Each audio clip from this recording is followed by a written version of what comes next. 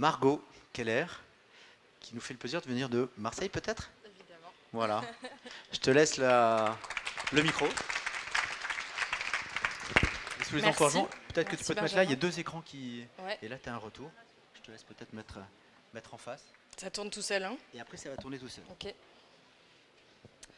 Attention, c'est parti. bonsoir à tous. Donc, je suis Margot Keller, je suis designer et architecte d'intérieur. J'ai une agence basée à Marseille et voilà, depuis 2012. Donc, je suis passée par l'école Boulle à Paris. Ensuite, j'ai travaillé en stage chez Philippe Stark pour partir ensuite vers l'Italie, à la Fabrica, à Trévise plus précisément. Et ensuite, je suis revenue à Marseille. C'était un peu un choix personnel aussi, pour créer mon agence. Donc c'est une agence de design global, principalement. On fait pas mal de projets de design d'édition et aussi beaucoup de projets d'architecture intérieure. Donc vous voyez une première image d'un premier projet qui s'appelle Le Coiffeur, qui était en fait un projet de design global où en fait on a géré toute la partie de coque, en fait, architecture intérieure et aussi le mobilier qu'on a dessiné sur mesure pour ce projet-là. Donc l'idée c'était vraiment de repenser un peu qu'est-ce que c'est qu'un salon de coiffure aujourd'hui et quelles sont les attentes qu'on peut avoir sur un salon de coiffure. D'essayer un peu de se délier des codes un peu archétypaux qu'on retrouve sur les différents projets de retail qui existent. Donc on a dessiné voilà, ces coiffeuses un peu arrondies qui permettent de retrouver de l'intimité quand on va se faire couper les cheveux. On a évité de faire une grande vitrine où on se retrouve avec du shampoing sur la tête et une serviette. Voilà, on a essayé de recréer en tout cas des petites zones comme ça où on se sent un peu plus chez soi. Donc là, vous voyez sur l'image, c'est une cabane à shampoing où on voulait un peu retravailler aussi les codes du sud de la France. Je pense que c'est important pour chaque projet de réussir à s'inscrire aussi dans une certaine géographie et de raconter un peu le territoire. Donc on a ensuite fait différentes versions de ce meuble coiffeuse que vous voyez ici, le meuble barbier, en version noire. Et puis voilà, comme je disais, des coloris qui s'inscrivent dans le territoire méditerranéen, des couleurs bleues inspirées des calanques, du jaune, solaire, etc. Un deuxième projet se situe avenue de l'Opéra à Paris, donc qui a été dessiné pour le parfumeur Gelé Frères. C'était des frères en fait distillateurs de fleurs du temps de Versailles. En fait, un monsieur a décidé de relancer la marque et donc on a fait revenir Gelé Frères à Paris, qui avait disparu depuis quelques dizaines d'années.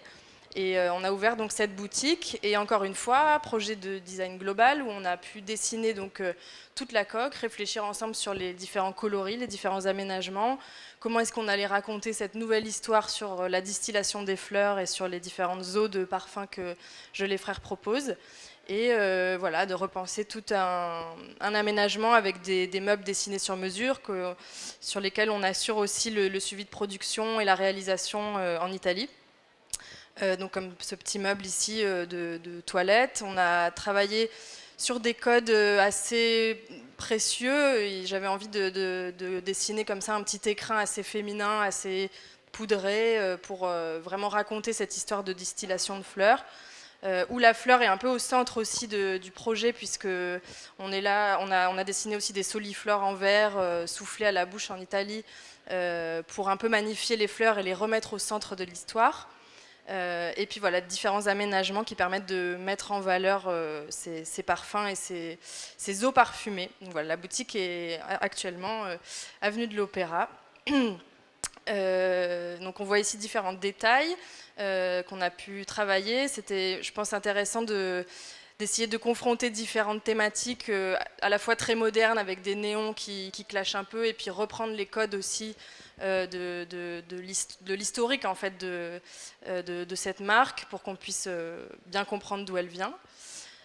Un tout autre projet ici, puisque au-delà de cette activité de design global, j'assure également la direction artistique d'une marque qui s'appelle Biblo, qui édite du mobilier, principalement en métal.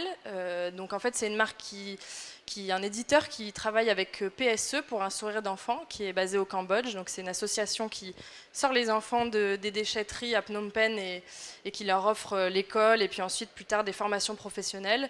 Donc c'est eux qui fabriquent les meubles qui sont aujourd'hui embauchés par Biblo pour fabriquer ce mobilier.